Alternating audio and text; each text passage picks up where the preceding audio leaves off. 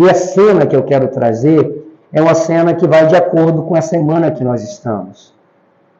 Jesus ele se reúne com os seus discípulos, nós vamos ver daqui a pouquinho no decorrer da explicação do texto, nós vamos ver que Jesus se reúne com Jesus Cristo no último dia, na quinta-feira da paixão, para tomar a última ceia.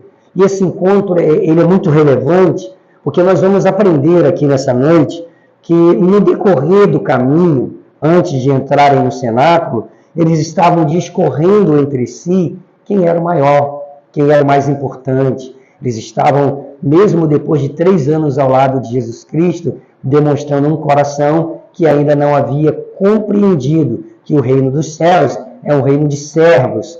O nosso rei, ele se apresentou como servo sofredor, que veio trazer lições para a gente e que não há lugar para o orgulho no nosso coração. Outra coisa que a gente encontra nessa cena, se eles estão com problema, Jesus não vai tratar de cada um individualmente. Jesus traz para que a mesa, esse é um encontro à mesa, vai falar da comensalidade, comer juntos. Eles vão estar à mesa, ouvindo Jesus Cristo, aprendendo a última lição, e isso é maravilhoso, porque isso valoriza entre o povo de Deus os nossos relacionamentos. Então, esse último encontro de Jesus Cristo com os seus discípulos à mesa vai nos ensinar sobre servitude, vai nos ensinar sobre humildade e vai nos ensinar sobre a importância dos nossos relacionamentos. Nós vamos aprender aqui nessa noite e a principal lição que eu quero trazer para todos nós é sobre relacionamentos. Nós precisamos aprender a ter relacionamentos na casa de Deus para que assim possamos aprender juntos e crescer juntos, tá bom? Abra comigo 1 Coríntios, no capítulo 11, a partir do versículo 23. É um texto que nós lemos em nossas ceias, mas que eu quero trazer aqui nessa noite, a lição da ceia, da última ceia, esse encontro de Jesus com os seus discípulos, para que a gente possa tirar lições preciosas ao nosso coração. Diz assim o texto: porque eu recebi do Senhor o que também vos entreguei, que o Senhor Jesus, na noite em que foi traído, tomou o pão e, tendo dado graças, o partiu e disse: isto é o meu corpo, que é dado por vós. Fazei isso em memória de mim. Lembre-se dessa parte. Fazei isso em memória de mim. Verso 25. Por semelhante modo, depois de haver ceado, tomou também o cálice, dizendo: este cálice é a nova aliança no meu sangue. Fazei isso todas as vezes que o beberdes em memória de mim. Porque todas as vezes que comerdes esse pão e beberdes o cálice, anunciais a morte do Senhor até que eu venha. Sublinhe isso na sua Bíblia. Anunciais a morte do Senhor até que eu venha. Verso 27. Por isso, aquele que comer ou beber o cálice do Senhor indignamente, será réu do corpo e do sangue do Senhor. Verso 28. Examine-se. Grave isso. Examine-se. Pois o homem é si mesmo, e assim coma do pão e beba do cálice. Pois quem come e bebe sem discernir o corpo, come e bebe juízo para si. Eis a razão, porque há entre vós muitos fracos e doentes, e não poucos que dormem. Porque se julgássemos a nós mesmos, não seríamos julgados. Mas quando julgados, somos disciplinados pelo Senhor, para não sermos condenados com o mundo.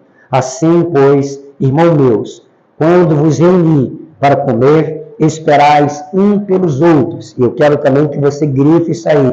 Quando vos reunis para comer, esperais um pelos outros. Se alguém tem fome, come em casa, a fim de vos reunir, de não vos reunirdes para juízo.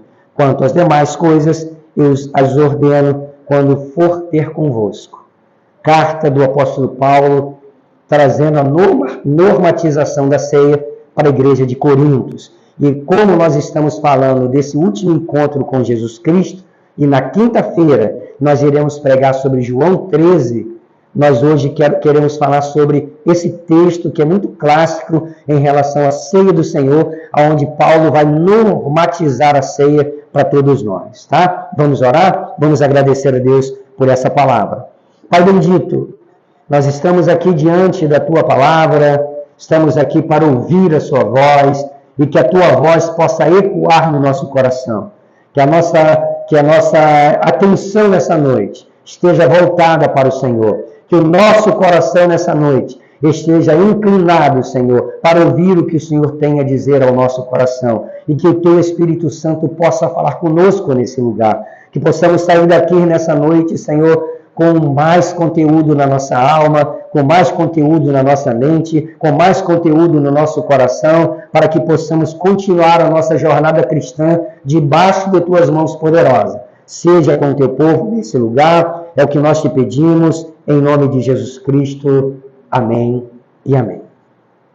A pergunta que eu faço ao meu coração nessa noite é: o que eu aprendo com esse texto? Eu estou diante de uma cena que se passa à mesa. E mesa é um lugar de comunhão. O lugar que nós temos, onde temos mais comunhão, é a nossa mesa. Há algum simbolismo na Bíblia. Por exemplo, a janela de Daniel ficou famosa. Daniel, ao abrir aquela janela e orar 3 vezes por dia, a gente compreende que o simbolismo da janela é o lugar de oração. Nós aprendemos que a mesa, e ela é muito comum em toda a Bíblia, no Antigo Testamento, os judeus eram um povo muito hospitaleiro. A mesa era um lugar de comunhão, onde as pessoas se assentavam para compartilhar a sua vida, a sua própria vida. Era vida com vida. E é isso que eu aprendo nesse texto. Essa mesa me ensina que, melhor dizendo, esse texto me ensina que essa cena, ela vai falar de comunhão.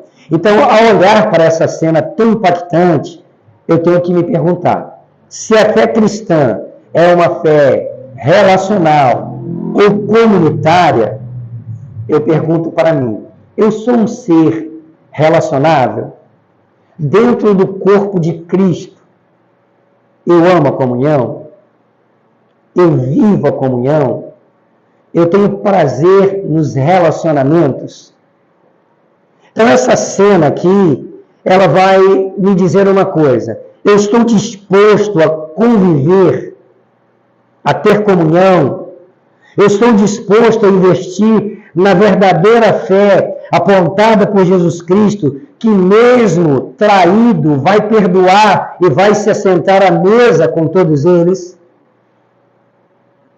A fé apontada no Novo Testamento é uma fé comunitária. Nós não vivemos uma fé isolada. A igreja não é um isolacionismo, não é um ambiente propício para ninguém viver uma vida isolada. A igreja, ela vai nos falar de comunhão. Jesus, quando ele manda os seus discípulos pregar o evangelho, ele manda de 2 em 2. E isso aponta que nós não podemos desenvolver a nossa fé sozinho. Então é um grande erro que nós temos no nosso coração quando nós queremos viver como o mundo nos ensina. O mundo hoje valoriza muito a individualidade. O mundo hoje valoriza muito a impessoalidade. Mas a fé cristã é completamente diferente. Viver esse ambiente de igreja, viver no corpo de Cristo, é viver em comunhão. É ser relacional, é amar o seu próximo. Tanto que a nossa fé, ela não pode ser desenvolvida no relacionamento somente com Deus. Por incrível que pareça. Porque a palavra de Deus diz: eu não consigo amar o Deus que eu não vejo, se eu não amar o meu irmão que eu vejo. Então é sério, quando eu tenho problemas de relacionamentos dentro do corpo, dentro da igreja, está comprometida a minha relação com Deus. Jesus diz que se a gente vem trazer a oferta no altar, e você se lembra que tem alguma coisa contra alguém, deixa a sua oferta, se conserta primeiro, e depois você vem ofertar a Deus. Então fica muito claro, muito nítido, que o ensinamento da palavra de Deus é para que a gente viva a vida em comunhão.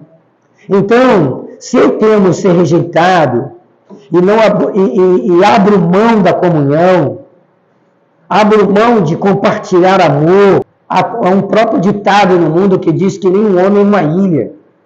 Nós não fomos feitos para viver sozinhos. O próprio Deus, quando olha para Adão, vai dizer assim: não é bom que o homem esteja só. Então, quando a gente vem para a igreja e tenta não se envolver, tenta fugir do relacionamento, tenta fugir da comunhão, isso é algo que precisa ser observado dentro do nosso coração. Eu não alcanço a felicidade sozinho. Se eu falo em transcender de mim mesmo para alcançar a comunhão, eu sou uma pessoa infeliz. Talvez o que marque a minha vida seja a amargura, seja uma solidão provocada por deficiências na minha vida em tempos passados e que eu ainda não fui curado. Então eu vou aprender que no relacionamento do corpo de Cristo, no relacionamento da comunhão, é que eu vou alcançar aquilo que Deus tem para a minha vida. Quando eu coloco aqui, se eu falo em transcender a mim mesmo, em sair de mim mesmo, em deixar de viver uma doença que eu disse aqui há um tempo atrás, é um nome que eu criei, que é viver a umbiguite. A umbiguite é olhar só para o seu umbigo. Não existe isso, eu estou aqui colocando uma palavra. A gente vive olhando somente para o nosso umbigo e não quer se relacionar com ninguém. E aí vai caracterizar uma vida de egoísmo, uma vida de deficiência na área relacional e que eu preciso urgentemente que o Senhor venha me curar. Fale na compreensão da minha própria individualidade quando eu vivo esse isolamento. Eu deixo de viver a liberdade e deixo de crescer, porque é na comunhão, é juntos que nós crescemos. Nós aprendemos um com o outro.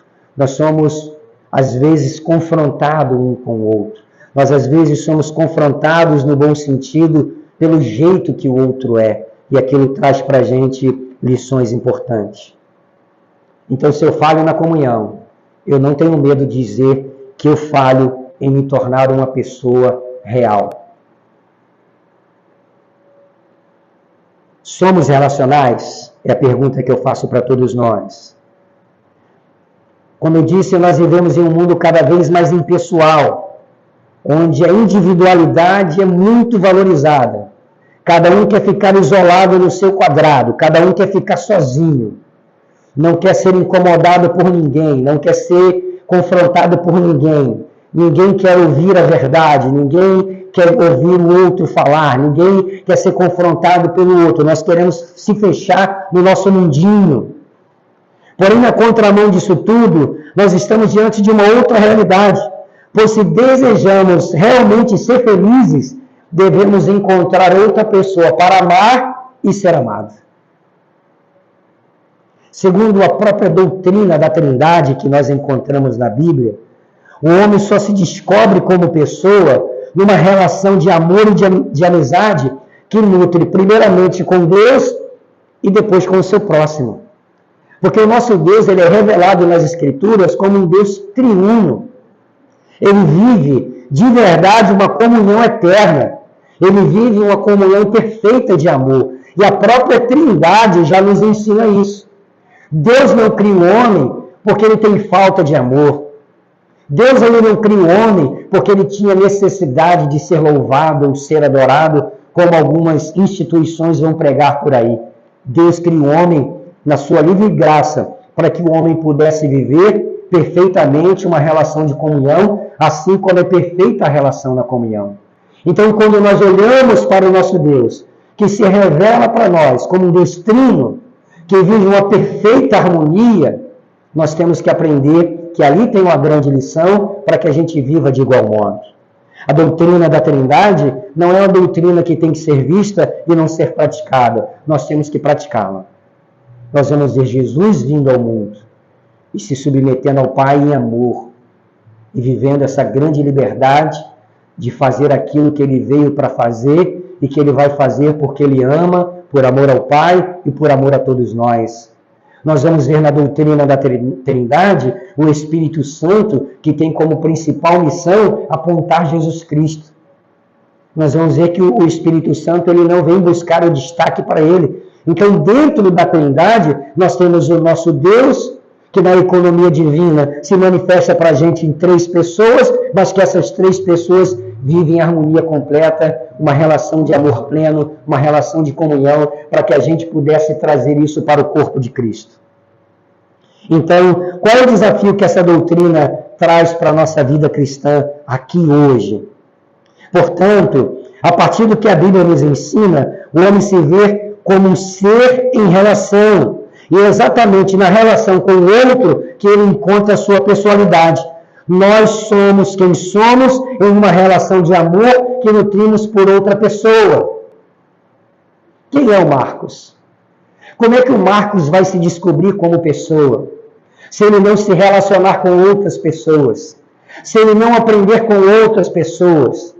Quem é cada um de nós que estamos aqui, se nós não tivermos alguém para amar e para ser amado? Nós vamos ser gente infelizes, fechadas em nós mesmos, sem a capacidade de se relacionar, sem a capacidade de amar, sem a capacidade de conviver em comunhão, porque não compreender que a mensagem cristã é uma mensagem de comunhão. Quando nós lemos no capítulo 2 do livro de Atos, o que a gente encontra ali como uma igreja que é modelo para todos nós?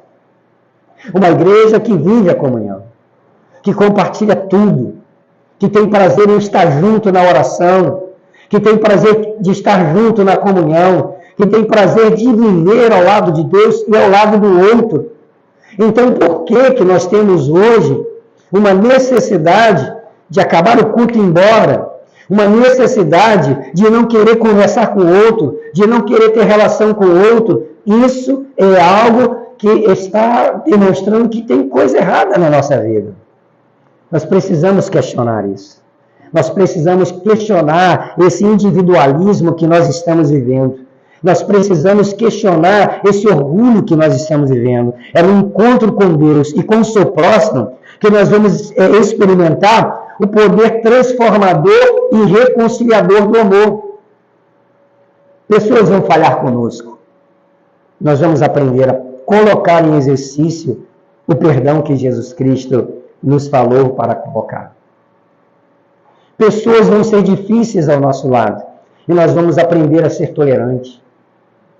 Pessoas difíceis vão conviver conosco, diferente, e nós vamos aprender a amar o diferente, para que a gente entenda que nós também não merecemos o amor de Deus.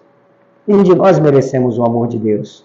Todos nós temos os nossos atravessamentos e as nossas complicações, mas mesmo assim Deus nos ama. E por que é que nós negamos o amor ao outro? Se o grande distintivo cristão é o amor, se o Senhor nos chamou para amar um ao outro, para conviver em harmonia um com o outro, então que essa cena possa questionar a nossa individualidade, a igreja como espaço de comunhão, e isso é absolutamente indispensável para o desenvolvimento e o nosso significado como pessoas maduras no corpo. É nesse espaço de comunhão que nós vamos amadurecer. Foi aqui que Deus lhe trouxe. Se você entende que Deus trouxe você para um espaço como esse, é para que aqui, com as pessoas que estão aqui, você venha aprender a ser uma pessoa relacional. Porque todos nós precisamos aprender. É na igreja que a relação com Deus e com o próximo vai fazer isso tudo possível. Deus tem muito a nos dizer a partir desse texto que nós lemos. E que nós possamos ser mudados e transformados na comunhão a partir do que nós encontramos aqui. Dentro desse texto, dessa cena da ceia, nós vamos ver o seguinte: Jesus estava se reunindo com seus discípulos no cenáculo e a alma de Jesus Cristo estava profundamente triste. Judas já havia vendido Jesus por 30 moedas de prata e Satanás já havia entrado no coração de Judas. Judas, então, já estava possuído por Satanás num momento como esse. Os discípulos falavam entre si de quem deles seria o maior. Jesus, então, surpreende a todos esses homens, pegando uma bacia, cingindo-se com a toalha e lavando os pés dos seus discípulos. Depois Jesus vai instituir a ceia, que é um sacramento e uma ordenança do Senhor Jesus Cristo, a sua igreja em todo o tempo. Ele toma o pão e o parte e diz: isto é o meu corpo que é partido por amor de vós. Tomai e comei, fazei isso em memória de mim. Depois ele toma o cálice e diz: esse é o cálice da nova aliança no meu sangue. Tomai e bebei dele todos. Mais tarde, como nós lemos aqui na carta de Coríntios, Paulo vai escrever para essa igreja e vai normatizar, vai estabelecer alguns princípios que devem reger a ceia como sacramento na vida da igreja. E ele vai nos ensinar algumas coisas muito importantes a partir da ceia do Senhor. Então, dentro da lição da ceia, nós precisamos entender uma coisa: não podemos nos assentar à mesa sem olhar para o sacrifício de Cristo. A ceia é uma representação viva do que haveria de acontecer no Calvário. É uma dramatização da grande lição que seria expressa no Calvário. E nós devemos destacar algumas coisas importantes que eu quero combinar com vocês aqui nessa noite e quero que vocês prestem atenção nas lições que nós vamos tirar. A primeira grande lição que nós devemos tirar da ceia é que nós devemos, hoje, século 21, olhar para trás. Por que eu devo chegar diante dessa mesa, dessa cena memorável, hoje, como Igreja de Cristo, como eleitos do Senhor, como filhos de Deus? Eu devo me achegar a essa mesa, que é a ceia do Senhor, e olhar para trás. Porque quando eu olho para trás, eu vou me lembrar do sacrifício de Jesus Cristo. E é o propósito da ceia. É o propósito que Jesus está instituindo com os seus discípulos naquela época, e está instituindo isso para todas as gerações subsequentes, que nós deveríamos viver a comunhão, deveríamos viver em torno da mesa como um povo só, como uma igreja de Cristo, e todas as vezes que nós nos reuníssemos, nós devíamos ter em mente que nós só estamos assentados àquela mesa, nós só estamos compartilhando dessa comunhão, porque Cristo morreu para nos proporcionar esse grande privilégio.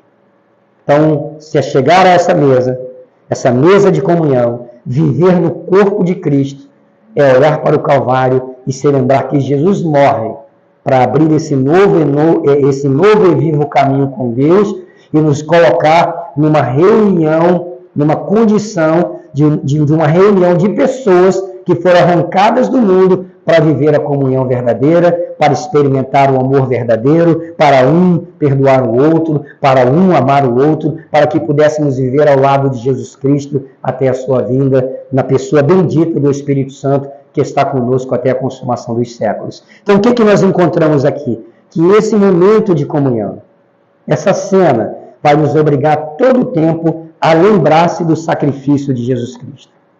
E eu digo para vocês, se o sacrifício de Jesus Cristo não inspirar a nossa fé, o que mais vai inspirar?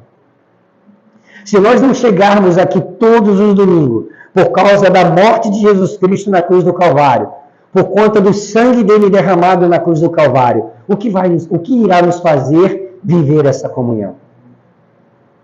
Então a primeira grande lição é essa. Tudo vai gerar em torno do que Jesus fez por nós. Tudo que nós fazemos na igreja, tudo que nós vivemos aqui na nossa comunhão, tudo que nós vivemos um com o outro, tudo que faz a gente participar dessa ceia e dessa comunhão, está envolvido o sacrifício de Cristo.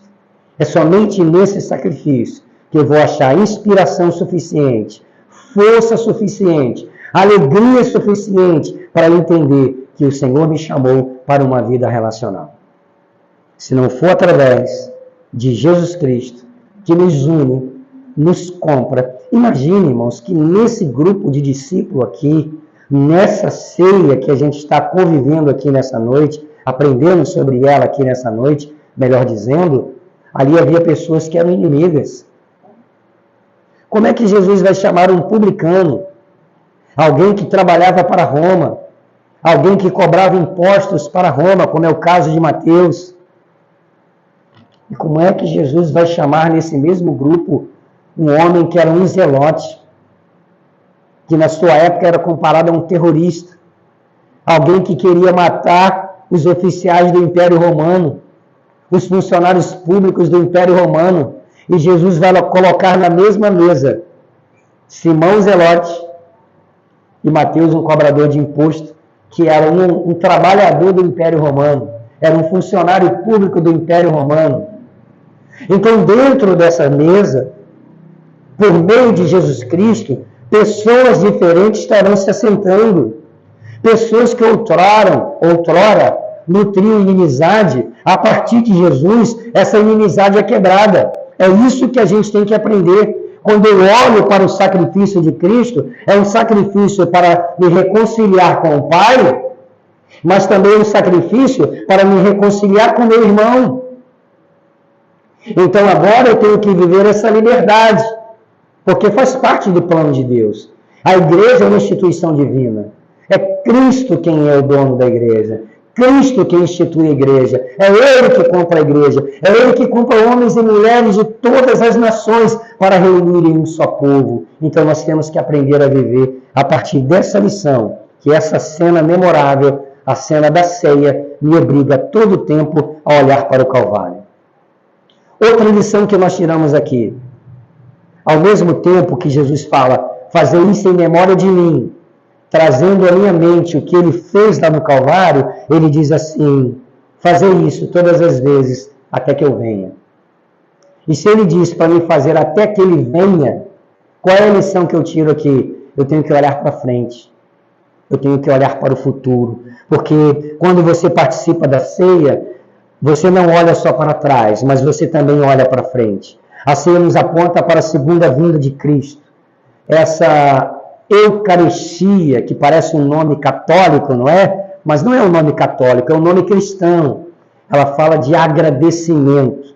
A palavra Eucaristia, ela traz no seu bojo agradecimento. Então, nesse momento em que a gente pega o pão e agradece a Deus, nós estamos agradecendo a Deus pela nossa salvação. Nós olhamos para o passado, nós fomos salvos por Jesus Cristo quando Ele morre na cruz do Calvário, mas ao mesmo tempo isso linka com a segunda vinda de Jesus Cristo. Então, nessa cena memorável, nós temos também um apontar que Jesus breve vem. Nós falamos aqui hoje de manhã na escola dominical sobre a segunda vinda de Jesus Cristo. Jesus vem. Jesus está voltando. Nós temos a certeza sobre isso. Do mesmo modo que a Bíblia apontou centenas e centenas de vezes, até mais de 1000 vezes, sobre a primeira vinda de Jesus Cristo, mais vezes ainda a Bíblia fala sobre a segunda vinda de Cristo. Então essa cena memorável vai me trazer comunhão, vai me ensinar sobre relacionamento, vai dizer que eu tenho que olhar para o Calvário todo o tempo e vai dizer que eu tenho que viver uma vida cristã em vigilância, porque Jesus está voltando a qualquer momento. Outra coisa importante que nós olhamos nessa cena memorável, que a Bíblia diz que nós devemos olhar para dentro de nós. Quando Paulo escreve aos Coríntios, eu pedi que vocês destacassem, quando o texto diz, examine-se a si mesmo. E isso aqui é muito importante para todos nós. Nós temos que examinar a nós mesmos. Nós temos que olhar para o nosso coração todo o tempo. Nós temos muitas facilidades de examinar o outro. Tem gente na igreja que é especialista nisso. Expert nisso. De conseguir ver o defeito do outro todo o tempo. Parece que ele tem uma lupa, né? E ele consegue detectar o que está errado na vida de todo mundo. Ele consegue ver os defeitos da igreja. Ele consegue ver o defeito do outro. Mas a Bíblia não está dizendo para a gente isso. A Bíblia está dizendo que nós não devemos examinar o outro. A Bíblia está dizendo que nós devemos examinar a nós mesmos. Então, esse movimento que a gente encontra na palavra de Deus, essa última ceia de Jesus com os seus discípulos, todos esses ensinamentos são trazidos para nós, ao nosso coração. Examine a sua vida. Dê mais atenção para a sua vida. Hoje nós vivemos num mundo moderno, onde as pessoas dão muita importância ao seu corpo físico, onde as pessoas gastam muito dinheiro, onde as pessoas gastam tempo, onde as pessoas investem tantas coisas para ter um corpo escultural, um corpo perfeito, um corpo bonito, um corpo sarado. Nada de errado em cuidar do seu corpo físico. É errado quando isso ocupa o primeiro lugar na sua vida, quando isso passa a ser uma idolatria, e é o que nós encontramos. Imagine se nós tivéssemos o cuidado com a nossa vida interior, com o nosso coração, com a nossa alma, com a nossa espiritualidade, do jeito que essas pessoas cuidam do seu corpo físico. Como crentes, como servos de Deus, como alguém que é templo do Espírito Santo, como nós precisamos examinar o nosso coração. E nós pecamos nisso, porque nós não temos essa prática de estarmos examinando e vendo quem somos e como estamos, gastarmos tempo, confessar os nossos pecados no exame real diante da palavra de Deus, no exame diante desse espelho maravilhoso que nós temos, que é a palavra de Deus, e que ela deve aferir o nosso coração, ela deve aferir as nossas atitudes, ela deve aferir os nossos relacionamentos. Como nós precisamos urgentemente resgatar isso dentro de nós, examinar cada um a si mesmo. Outra coisa que nós aprendemos é que nós devemos olhar ao nosso redor. E aí é o que eu quero falar com todos nós.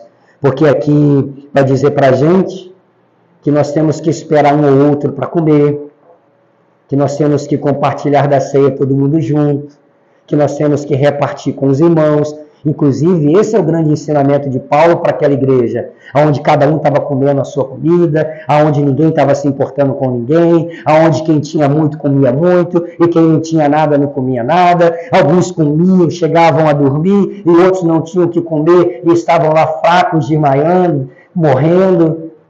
E aí vem trazer, então, essa comunhão para dentro de nós. Então, essa cena vai nos dizer que nós devemos olhar para o Calvário. Essa cena vai nos dizer que nós temos que viver uma vida vigilante ao lado de Jesus Cristo, aguardando a vinda de Jesus. Vai dizer que nós temos que estar todo o tempo examinando o nosso coração. E vai dizer que nós temos que olhar ao redor. Quando você participa da ceia, você olha para trás, para a cruz, você olha para frente, para a segunda vinda de Cristo, você olha para dentro, para um autoexame, e você também olha ao seu redor. Paulo disse assim: assim, pois, irmãos, quando vocês se reunirem para comer, esperais um pelos outros. Verso 33 e 34 que nós lemos dentro do texto. Paulo está orientando os crentes a esperarem um pelos outros para que vivam uma comunhão verdadeira. A festa da ceia naquele tempo era chamada festa do amor. E nós devemos viver esse amor. A ceia é um momento de comunhão. Nós somos esse pão que somos partidos, consagrados e distribuídos. E nós temos que fazer isso junto para a glória do nome do Senhor Jesus Cristo. Então, o que eu encontro nessa cena? O que Jesus está me ensinando nessa cena, quando eu leio Jesus com seus discípulos, na última noite, cercados, ali todos juntos, em volta de uma mesa? O que eu aprendo? Jesus está nos ensinando sobre relacionamento. Relacionamento de amor, expresso em grau máximo na doação dele próprio para salvar, porque ele mesmo está se doando. Quando ele pega aquele pão e diz: esse é o meu corpo, ele está dizendo: eu estou me doando para salvar a vocês. Você consegue aprender que existe a necessidade de um relacionamento real com ele para ouvi-lo e ser transformado? Porque Jesus, quando chama aqueles homens, Jesus está dando as últimas instruções. Jesus está chamando eles para viver uma vida diferente. Vocês agora vão se amar. Vocês agora vão se perdoar. Vocês agora vão viver a comunhão. Vocês não vão ficar brigando para saber quem é o maior, quem é o mais importante. Aí ele vai dizer: eu sou o Senhor e Deus, sou o Senhor, e eu coloco aqui a toalha, eu vou me cingir com a toalha e vou ensinar vocês que no meu reino, ambos deverão servir um ao outro, né? Mutuamente. Nós deveremos nos servir mutuamente. Essa é a realidade que a gente vive em nossa igreja. É isso que a gente coloca em prática aqui no nosso dia a dia? É esse jeito que eu vivo? Eu tenho apreço por isso, de servir, de socorrer, de ajudar? Nós temos que entender que havia orgulho no coração daqueles discípulos. E que a partir da ação de Jesus, para trazer esses homens para numa convivência serem transformados, Jesus não está colocando cada um num canto, mas Jesus está colocando todo mundo junto. Vai colocar inimigos históricos juntos, na mesma mesa. Jesus vai lavar até o pé de alguém que está traindo a ele, que é Judas. Jesus lava o pé de Judas, gente. Jesus ama aquele homem, dá a ele um bocado de pão e vai mostrar para ele que ele é um convidado de honra.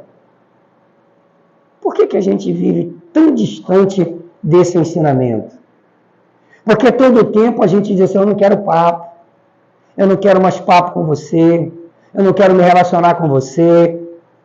Como é que a gente vai viver isso dentro de uma igreja que foi comprada por Jesus Cristo, que tem Jesus Cristo se entregando por amor a todos nós, nos dando lições como essa? Como assim? Como nós vamos viver esse tipo de cristianismo?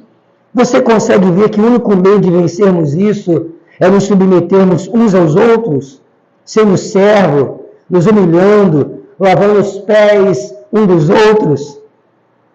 Eu me lembro que quando eu passei aqui para o João capítulo 13, eu disse que talvez seria muito fácil para todos nós lavar os pés de Jesus.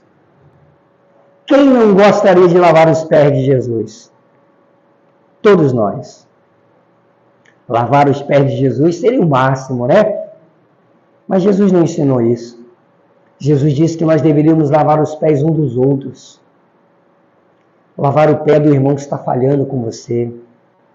Lavar os pés do irmão que é um novo convertido, que ainda não compreendeu a comunhão e que está dando trabalho na igreja, mas que a gente vai lavar os pés dele até que ele cresça, até que ele seja alguém que faça isso com outros.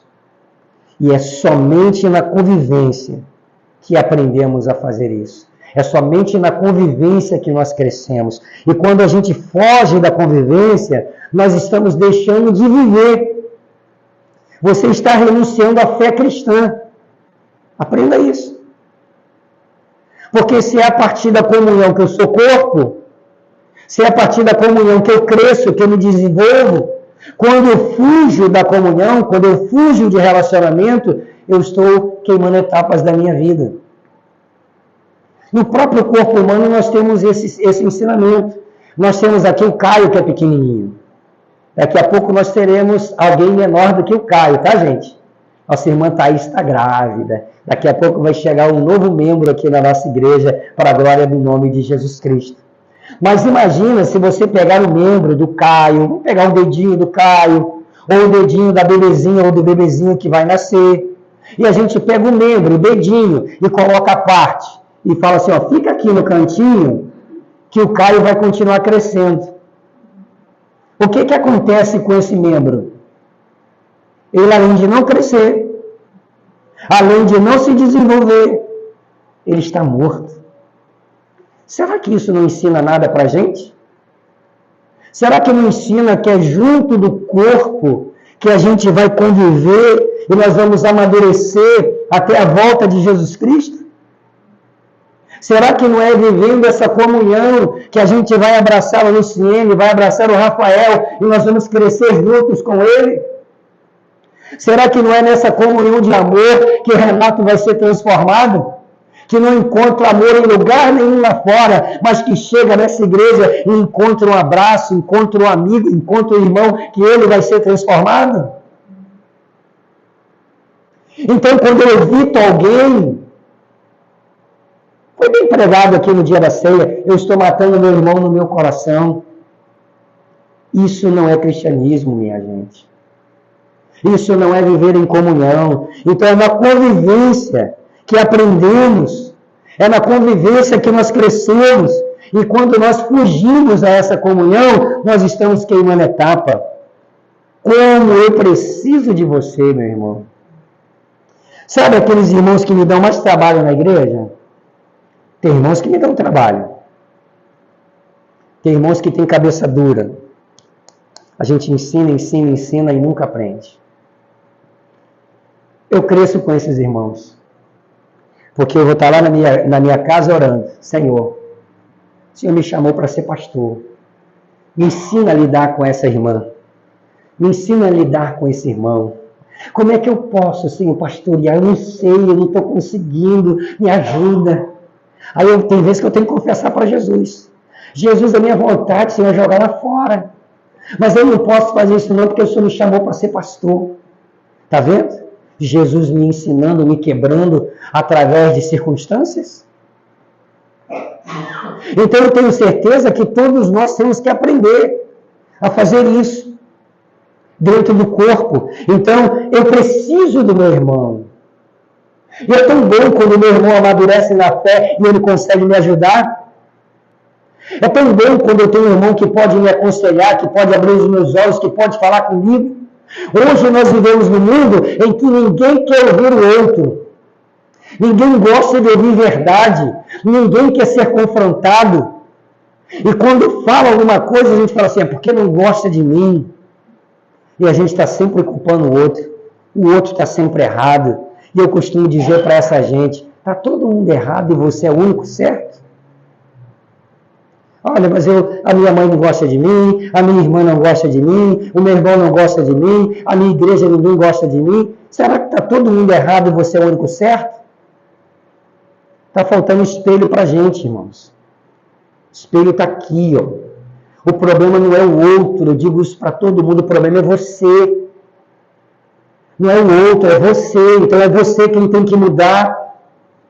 Eu não tenho que esperar a mudança do outro, sou eu que tenho que mudar. Se o outro não está falando comigo, eu vou lá e falo com o outro. Se o outro não me perdoa, eu vou lá e perdoo o outro. É a partir de mim.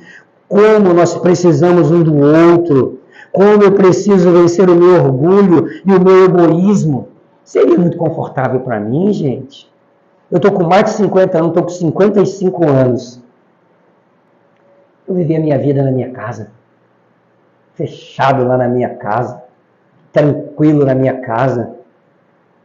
Deus me abençoou a fazer a casa do jeito que eu desenhei. Está lá, acabando, conforto. Podia estar lá, cuidando da minha vida, ganhando dinheiro na minha loja. Né? Olha que vida de egoísmo boa. Só que não é isso que Deus tinha para a minha vida. Deus me chamou para estar aqui, cuidando de pessoas, amando pessoas. E outra coisa, eu não amo esperando nada em troca. Ame o seu irmão sem esperar nada em troca. E aí você não vai se decepcionar com ninguém. Simplesmente ame. Simplesmente ame. Simplesmente dá aquilo que você tem. Sabe por que você não ama? Porque você não tem amor no seu coração. A gente só dá o que tem. Então ame. Se seu irmão falhar com você, ame.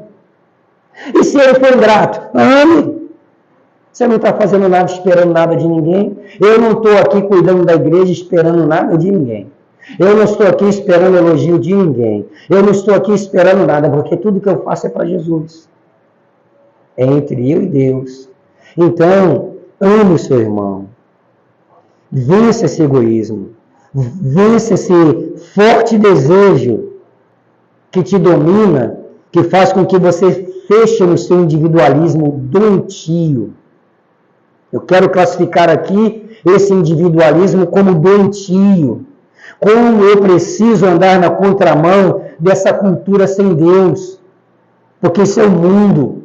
O mundo vai dizer que você não deve levar desaforo de ninguém. O mundo vai dizer que você não deve ser humilhado por ninguém. O mundo vai dizer que você não deve ficar debaixo de ninguém. E você vai profalar no seu coração, não preciso de ninguém. Eu não quero nada de ninguém. E a gente vai viver nessa vida amargurada, infeliz. Quem somos nós para dizer que não precisamos do outro? Como eu já fui abençoado por outras pessoas. Tem vezes que eu estou orando, Senhor, me socorre, Jesus, me abençoe. Aí Jesus manda alguém para me socorrer. Aí se eu for uma pessoa orgulhosa, eu vou dizer assim, eu não gosto de depender nada de ninguém. O Senhor está mandando socorro, o Senhor está mandando ajuda, mas a gente está vivendo um individualismo doentio. Seu orgulho no seu coração. Você às vezes pode ter aprendido a vida inteira assim. Nós já vimos pessoas batendo bolsa, né? Eu não preciso de ninguém. O meu Deus está aqui. Nós já vemos pessoas dizer assim, eu não preciso de ninguém. Eu trabalho, eu tenho força para trabalhar. Então, isso é o mundo, é a cultura sem Deus. Dentro da casa de Deus, nós não vivemos mais assim. Nós vivemos agora em unidade. Nós vivemos agora em comunhão, onde a gente compartilha todas as coisas e vive todas as coisas para a glória de Deus. Então nós vamos orar nessa noite, nós vamos terminar esse culto orando, para que o Senhor transforme o nosso coração e nos faça sentir amor uns pelos outros. Amar a pessoa que está ao nosso lado. É isso que a gente precisa nessa noite. Então essa cena memorável de Jesus no último dia, junto com os seus discípulos à mesa, que vai trazer a grande lição de relacionamento, mostrando que o povo dele seria um povo relacional, vai nos trazer isso para o nosso coração. Tá bom? Quero te convidar a você ficar de pé nessa noite.